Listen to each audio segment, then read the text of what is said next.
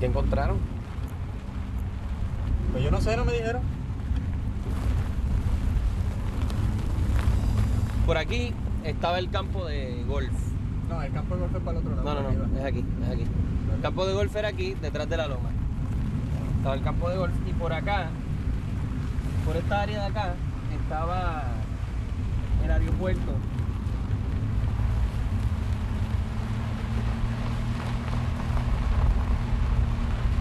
No, aguántense ahí que va fuerte.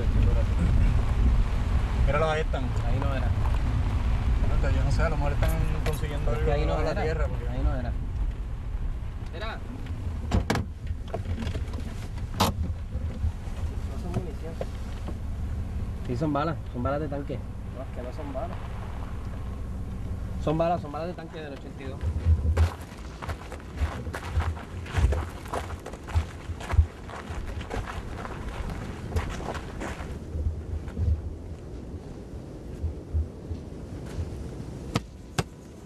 ¿Ves? Sólido. Sácalo. Suave. ¿Qué carajo es eso? La Marina de Guerra de Estados Unidos decidió suspender los ejercicios militares el domingo. Según la explicación que dieron, lo hacen en reverencia al pueblo puertorriqueño. Nos quitan la tierra donde podemos sembrar, nos quitan la historia, nos quitan todo. Yo estoy hablando a nombre de un grupo de viequenses que sentimos que nuestra responsabilidad es hacer de Vieques nuestra casa. Una gran cantidad de soldados, su comportamiento bastante ofensivo, trajo confrontación con la parte de la población de Vieques.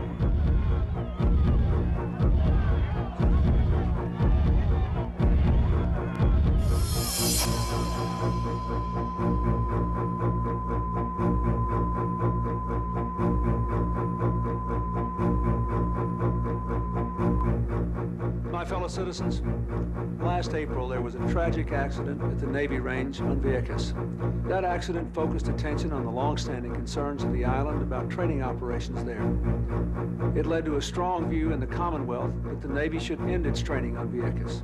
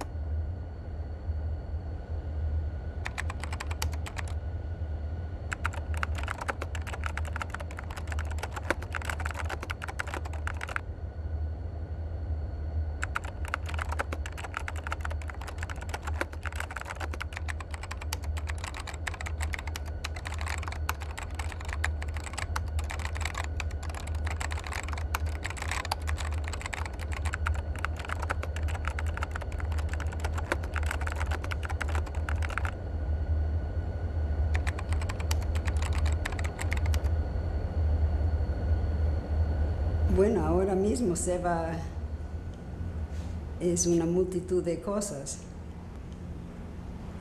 Originalmente fue un cuento.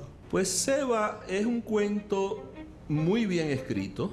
Es un cuento de excelente calidad y que trata pues, de un relato histórico o ficticio que simula ser historia. Un cuento que creció extramuros, que salió de la página y se convirtió en una obra de teatro con todo Puerto Rico como el escenario.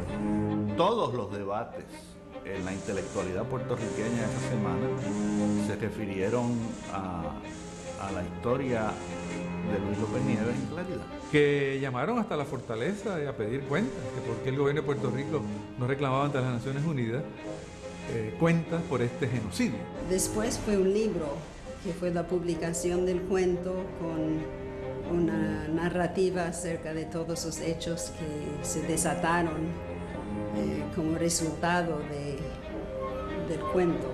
Resulta eventualmente en la aniquilación total de un pueblo de Puerto Rico que ha resistido con tanta fuerza y con tanto ahínco la invasión.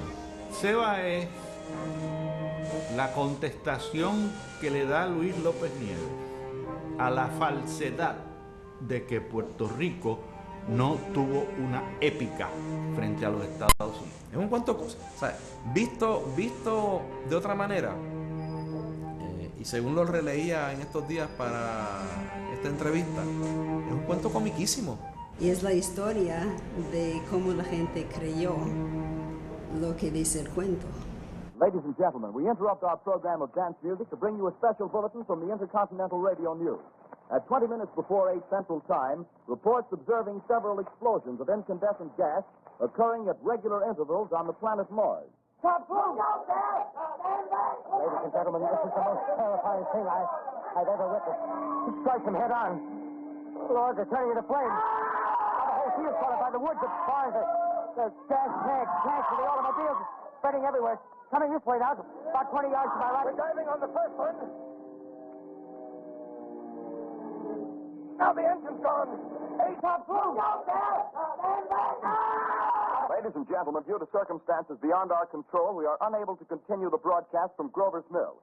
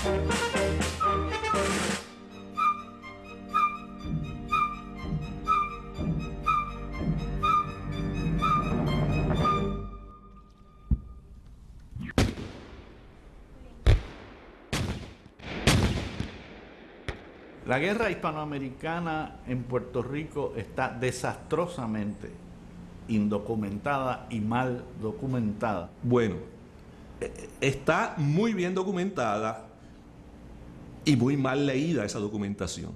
Todas las historias sobre la guerra hispanoamericana en Puerto Rico las escribieron o los que ganaron o los que estaban a favor de los que ganaron. Es decir, una gran parte de la documentación de la invasión norteamericana a Puerto Rico ha estado accesible desde principios del siglo XX.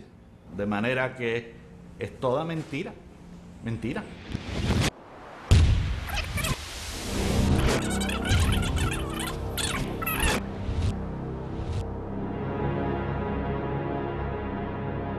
¿Cómo comienza Seba? Seba comienza con una carta dirigida a Luis Fernando Cos, que en ese momento dirigía el periódico Claridad. Víctor Cabañas se cartea con Luis López Nieves, el autor del relato. Luis López Nieves acude al periódico Claridad a pedirle, por favor, que en vista de que no tiene noticias hace tiempo de este historiador, se publique el testimonio como una manera, creo yo, de denunciar su posible desaparición. Hace esto porque tiene una amistad muy fuerte con un señor llamado Víctor Cabañas, que dice él que es un historiador, una persona que enseñó historia en la Universidad Interamericana, que ahora está desaparecido. El autor remite a Claridad las comunicaciones que ha recibido por un espacio de tiempo de un amigo investigador de apellido Cabañas, que se ha entusiasmado con una referencia a una frustrada invasión norteamericana de Puerto Rico en mayo de 1898.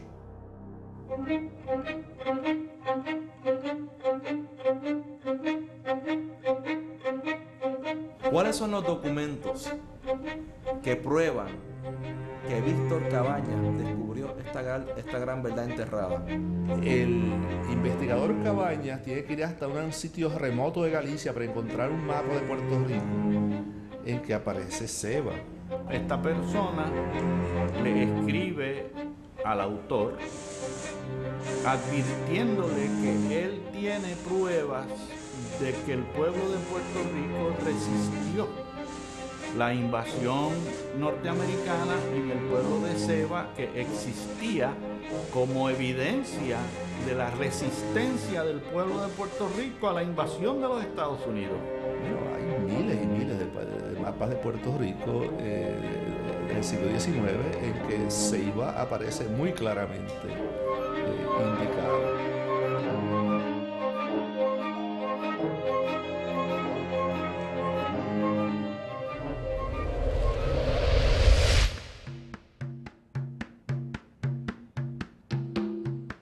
En el libro de un profesor universitario aparece unas coplas recogidas de cancionero popular donde se sugiere que ocurrió una invasión en mayo. Una copla es un cantar popular y pueden ser fuentes históricas. Bueno, como las plenas, la copla puede recoger un incidente de la vida cotidiana y luego ser versificado y cantado. Y puede ser veraz o puede ser inventado.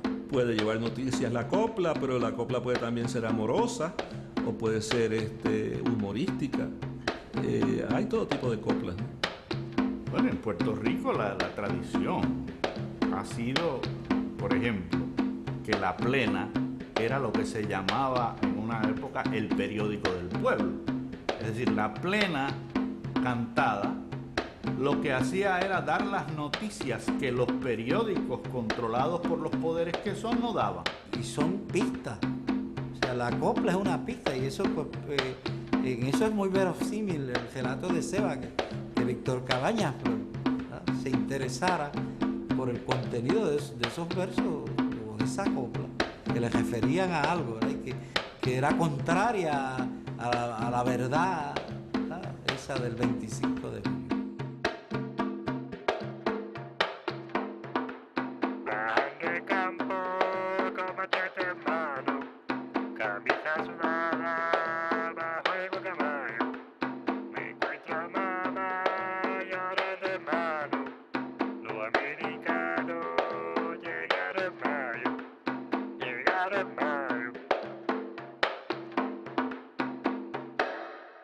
Así que, basado en esa copla, Víctor Cabañas, con una intuición que no tiene ni clara, ¿verdad?, es como Mulder investigando los X-Files, ¿no?, cuando le dan sus intuiciones, va para el Archivo Nacional de Puerto Rico y allí, buscando a ciegas, sin saber lo que iba a encontrar, porque no sabe lo que está buscando, se encuentra con otro historiador llamado Jaime Rodríguez, que da la casualidad que había hecho una tesis de maestría sobre el periodo de la invasión norteamericana a Puerto Rico, y que le dice, este otro supuesto investigador, Jaime Rodríguez, le dice a Víctor Cabañas que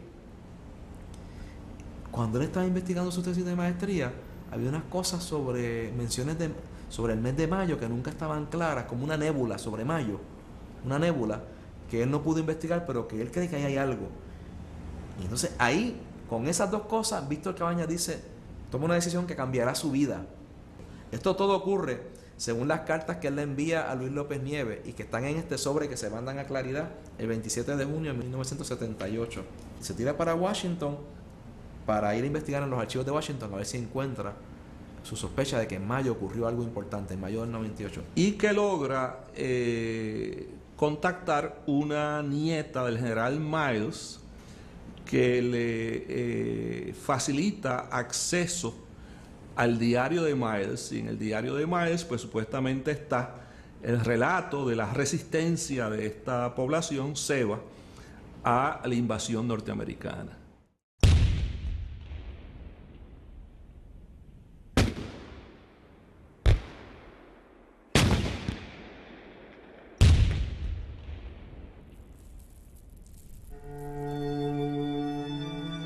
Luis López Nieves enfila sus cañones hacia el general Miles, no solamente porque es el invasor número 1 de Puerto Rico, sino porque también supuestamente era el comandante de la masacre de los Sioux en Wounded Knee.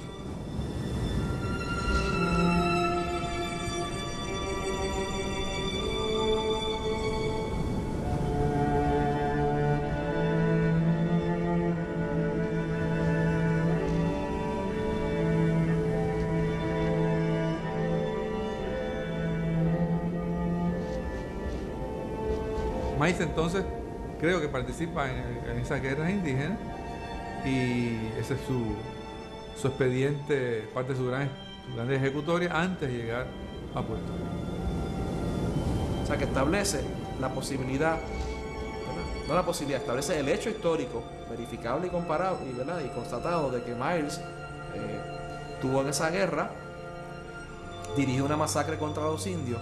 ¿Cuál es la inferencia? Si hizo eso allí, pues es posible, no hay que estirar mucho la imaginación para pensar que pudo haber hecho lo mismo en Puerto Rico.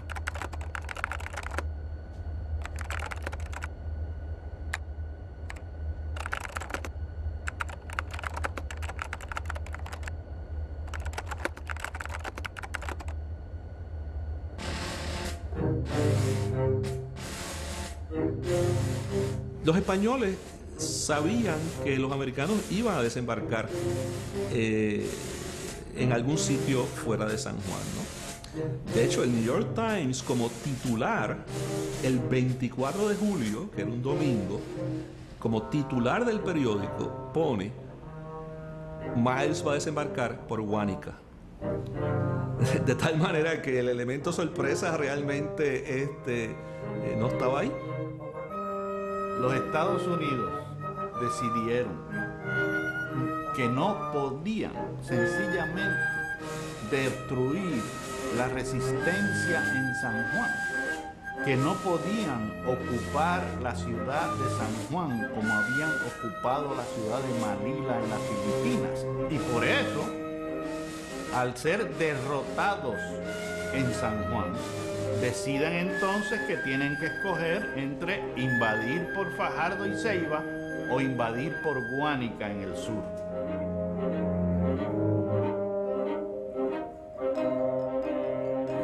alternativa real era desembarcar unas 25.000 tropas en un sitio seguro, y se pensó en Fajardo inicialmente. Hay que entender que en la historia de la ocupación militar de los Estados Unidos, desde 1824, un almirante de los Estados Unidos había diseñado la ocupación de Puerto Rico por Fajardo y por Seibo, y que en sus documentos oficiales era tan idiota que no entendió el nombre de Fajardo y en todos los documentos lo escribió como Foxardo, F-O-X-A-R-D-O. Y entonces ese almirante, que trató de iniciar en 1824 la invasión y la ocupación de Puerto Rico, tuvo que recibir una corte marcial en los Estados Unidos, por él, por sus cuentas, tratar de ocupar a Puerto Rico. De manera que desde entonces, desde la invasión de Foxardo en 1824 por el almirante Porter, ya los Estados Unidos venían trabajando por dónde iban a invadir. Eso se enfrenta a la teoría, después de la caída de Manila, de que no era por Foxardo que había que invadir, que era por San Juan, bombardeando a San Juan como se había bombardeado a Manila, porque San Juan se iba a rendir. Pero San Juan tampoco se le rindió.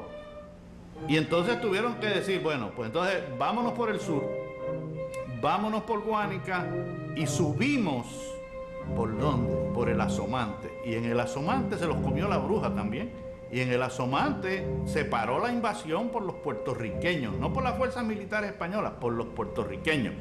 Y ese día fue que se recibió el cable de que España se había rendido en la guerra hispanoamericana. Hay que ser de Cuamo y de Aybonito para creer en la batalla de Asomante. Pero en los otros 76 municipios de Puerto Rico yo espero que haya la suficiente racionalidad para examinar críticamente la documentación tanto española como norteamericana, para ver que esa batalla no era necesaria.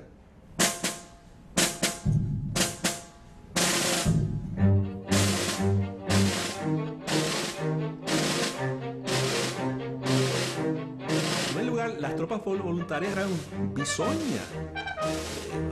Si uno lee, por ejemplo, la autobiografía de Carl Samuel, se da cuenta que esta gente apenas saben nada de lo militar, ¿no?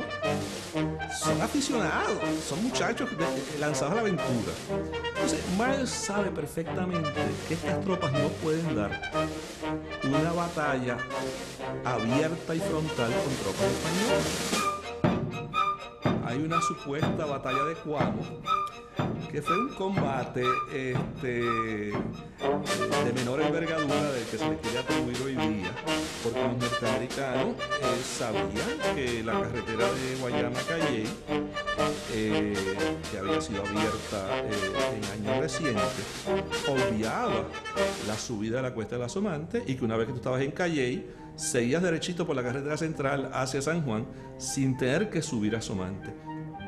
La invasión norteamericana a Puerto Rico fue resistida dramáticamente por el pueblo de Puerto Rico, que se fajó a tiro limpio con los americanos y se rindieron los españoles. Pues los amigos de Cuamo y de Aybonito les gusta soñar con un pasado glorioso.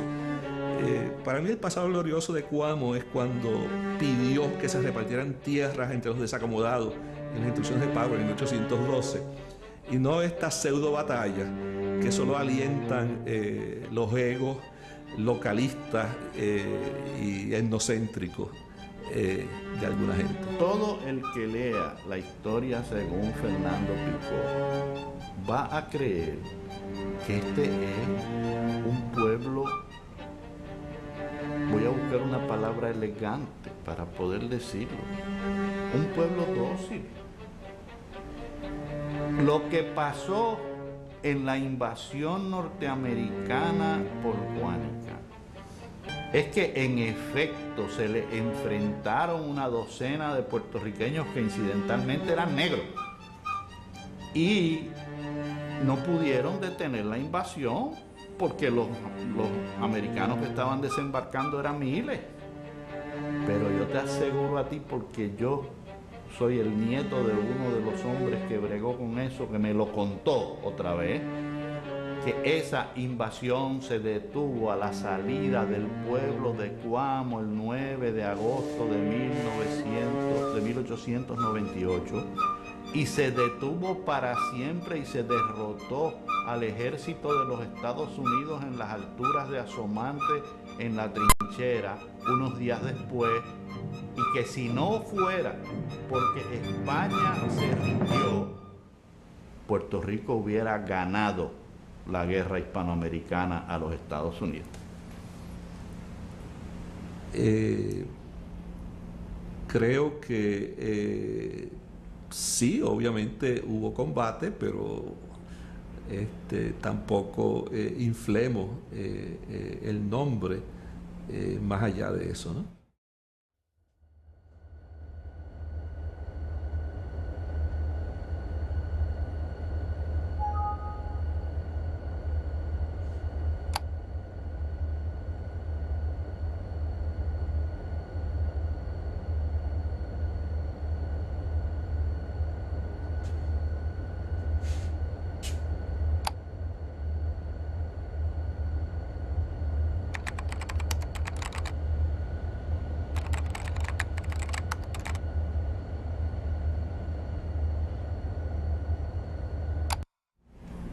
Yo no sé cuál es la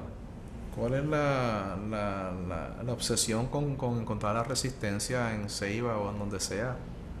Es decir, ¿qué es lo que se quiere probar? ¿Que en Puerto Rico la gente no es dócil? Pues mira, la violencia es rampante en Puerto Rico en muchos órdenes.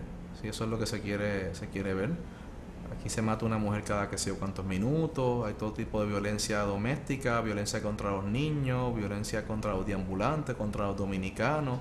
La gente se mata en la calle porque alguien le da un corte de pastelillo a otro. Es decir, violencia, aquí hay mucha violencia. El problema de la teoría del puertorriqueño dócil es que es una teoría del problema del colonizado que internaliza los valores del colonizador.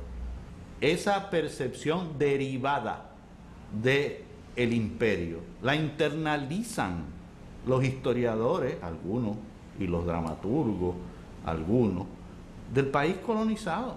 Y el mejor ejemplo del nacionalismo que se traga las mentiras del imperio se llama en la historia de Puerto Rico René Márquez.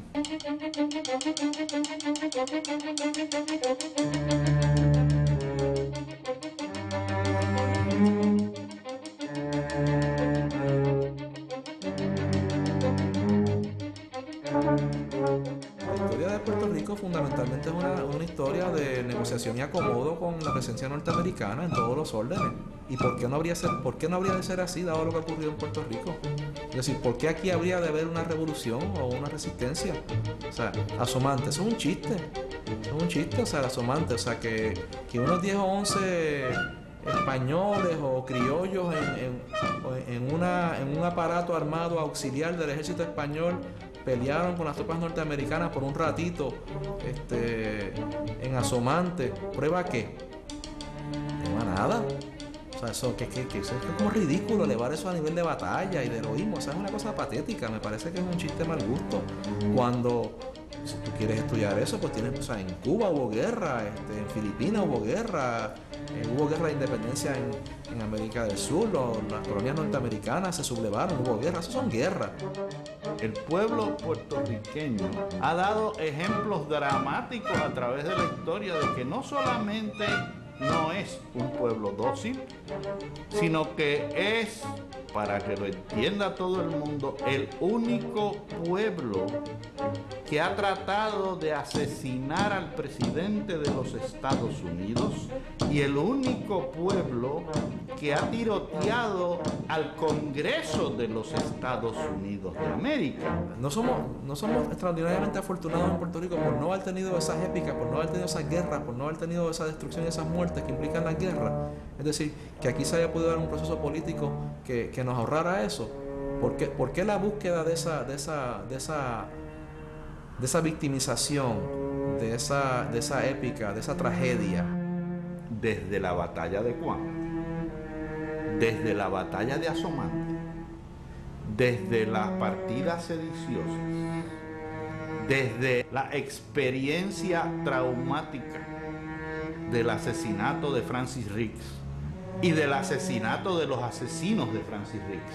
Los puertorriqueños en la revolución de 1950, los puertorriqueños en el ataque a la Casa Blair en la Casa Blanca después de la revolución de 1950, los puertorriqueños en el ataque al Congreso de los Estados Unidos por Lolita Lebrón en 1954, los puertorriqueños en el ataque a Frances Tavern en Nueva York por los macheteros, los puertorriqueños en el robo de Boston por los macheteros, los puertorriqueños en el asalto a la base Muñiz por los macheteros. Los puertorriqueños tienen una trayectoria de violencia reivindicatoria que contradice totalmente la teoría de que este es un pueblo dócil y que tiene un panteón entero de gente que ha dado la vida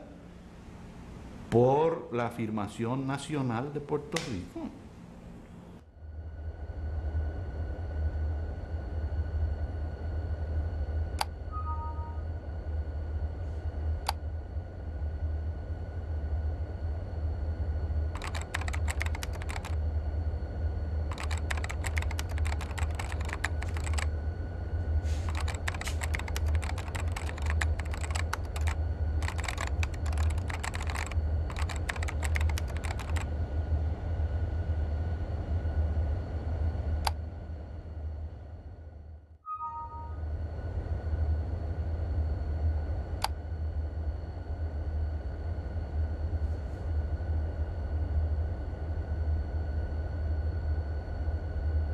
Yo creo que Seba borra por completo el mito del puertorriqueño dócil, pero sustituye en su lugar un mito que no sé si es mejor o peor, que es de que el puertorriqueño es crédulo.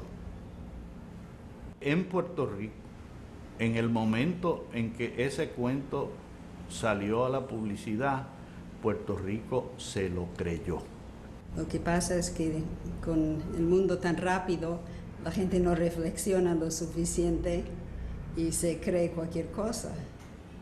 Es muy poco probable que se haya podido concertar una conspiración de ese tipo por tantos años, ¿no? Y que abarcara una gran cantidad de personas, o sea, para poder sostener eso, y que tuviéramos que esperar a que Cabañas encontrara a Ignacio Martínez en un lugar de la Sierra de Luquillo, en el barrio Duque, en Naguabo. Procediendo yo de esa zona, ¿verdad? Conociendo la proximidad entre Naguabo y Ceiba, ¿verdad?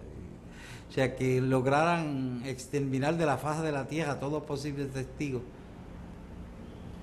testigos con el testimonio, ¿verdad? Que fuera una sola persona, todo eso para mí es bien inverosímil.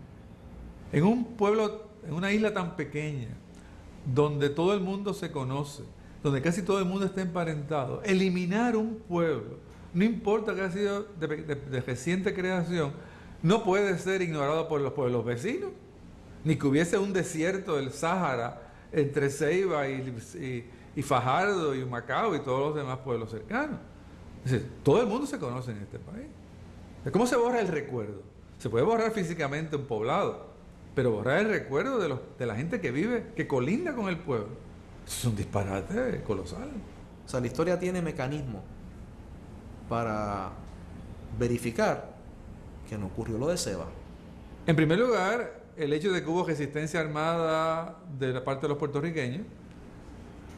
En segundo lugar, que existiera un pueblo de reciente creación que fue borrado de la historia. En tercer lugar, el atribuirle a Muñoz Rivera el papel de un traidor.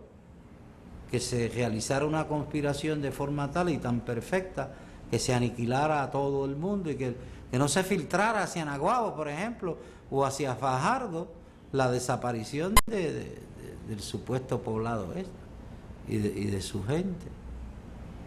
La pregunta es cómo pudo pasar desapercibido en Naguao un bombardeo intensivo de Ceiba.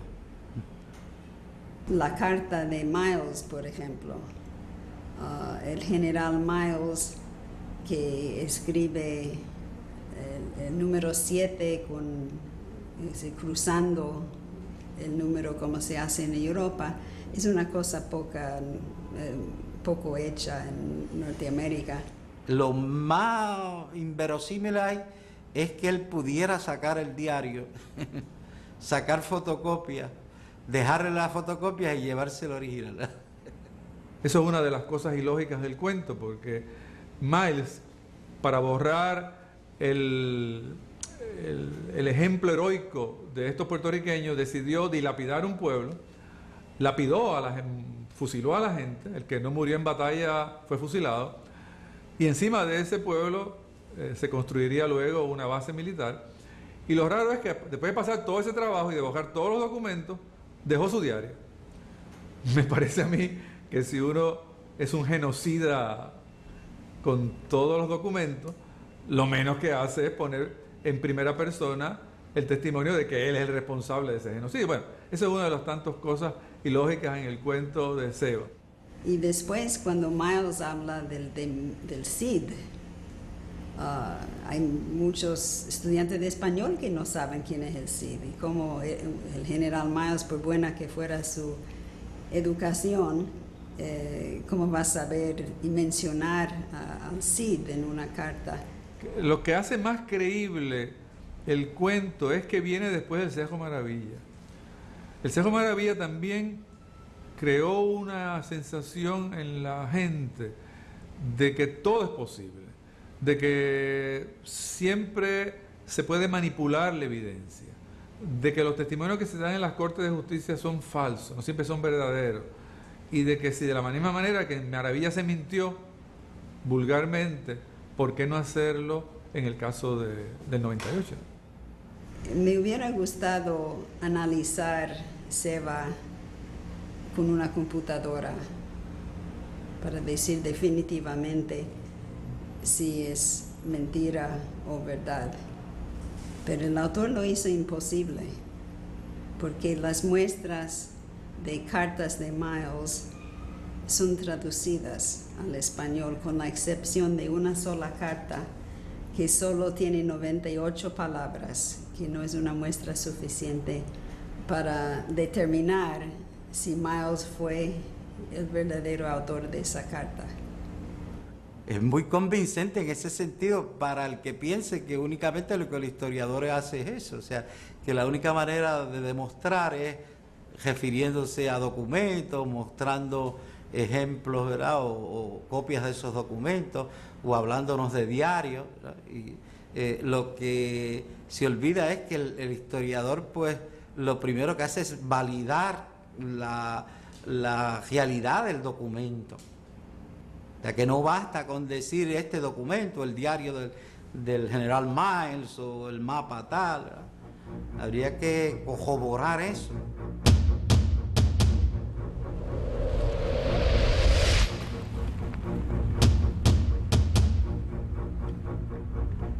¿Qué encontraron? Pues yo no sé, no me dijeron.